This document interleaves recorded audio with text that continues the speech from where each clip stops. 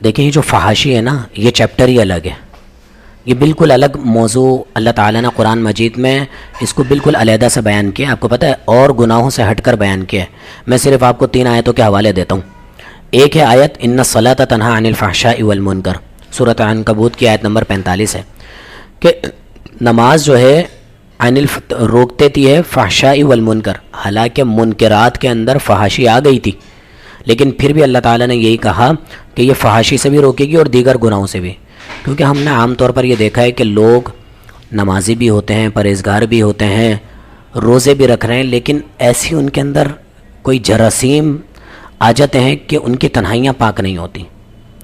وہ حافظ بھی ہو سکتے ہیں، وہ عالم بھی ہو سکتے ہیں، وہ مجاہد بھی ہو سکتے ہیں، وہ غازی بھی ہو سکتے ہیں، وہ عابد بھی ہو سکتے ہیں، لیکن کہیں نہ کہیں اگر یہ شخص تنہائی میں اس طرح کے گناہ میں ملوث ہے، اب اس کی تنہائیاں پاک نہیں ہیں، تو شریعت اس کو فاسق کہتی ہے کہ ایسا شخص فاسق ہے. دوسری جگہ اللہ تعالیٰ نے سورۃ النجم کی آیت نمبر 32 میں بھی یہی فرمایا کہ الذین یجتنبون کبائر الاثم والفواحش، کہ جو لوگ اجتناب کرتے ہیں، بچتے ہیں کبائر الاثم، بڑے گناہوں سے، کبیرہ گناہوں سے. حالانکہ کبیرہ گناہوں کے اندر فحاشی آ گئی، لیکن پھر آگے سے فرمایا کہ والفواحش، اور فحاشی سے بھی،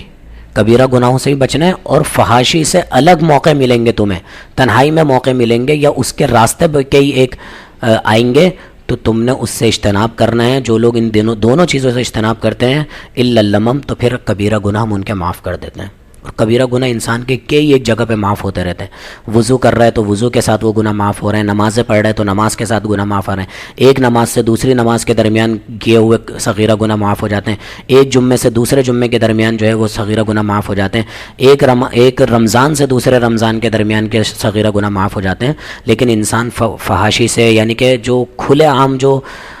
یہ کہہ لیں کہ فحاشی وہ ہے جو آپ بس محفلوں میں ناچ گانے کر رہے ہیں اور یاوہ گوئیاں کر رہے ہیں، ہلا گلا مچا رہے ہیں، زبان کو آپ نے بالکل قابو میں نہیں رکھا ہوا. اور تیسری جگہ سورۃ آل عمران کی آیت نمبر 135 ہے والذین اذا فعلوا، کوئی بھی شخص کر بیٹھتا ہے فاحشۃ او ظلموا، کوئی فاحشہ کام، او ظلموا، یا پھر کوئی ظلم بھی گناہوں کو کہتے ہیں. جیسے ان الشرک لظلم عظیم، کہ شرک جو ہے وہ سب سے بڑا گناہ ہے، اس اعتبار سے ظلم سارے. تو فواحش کو الگ سے ذکر کیا، ٹھیک ہے، گندی باتیں، گندی چیزیں دیکھنا، گندی حرکتیں کرنا، غلط لوگوں میں بیٹھنا، یا بے حیائی کے جو مذاق ہیں، جو جوکس ہیں، ایک دوسرے کو سنانا، ان سے لطف اندوز ہونا، یہ ساری چیزیں جو ہے نا یہ الگ چیپٹر ہے بالکل. یعنی کہ اس سے لازمی بچیں. ایک انسان بہت نیک ہوگا لیکن کہیں نہ کہیں اس کے اندر یہ چیزیں پائی جاتی ہیں، اس لیے اللہ تعالیٰ نے اس کو الگ سے بیان کیا. جو لوگ یہ کام کر بیٹھتے ہیں انفسہم، اپنے نفسوں پر یہ کام کر سکیں، ذکر اللہ فاستغفروا لذنوبہم، تو انہیں چاہیے کہ فوراً اللہ تعالیٰ سے معافی مانگ لیں.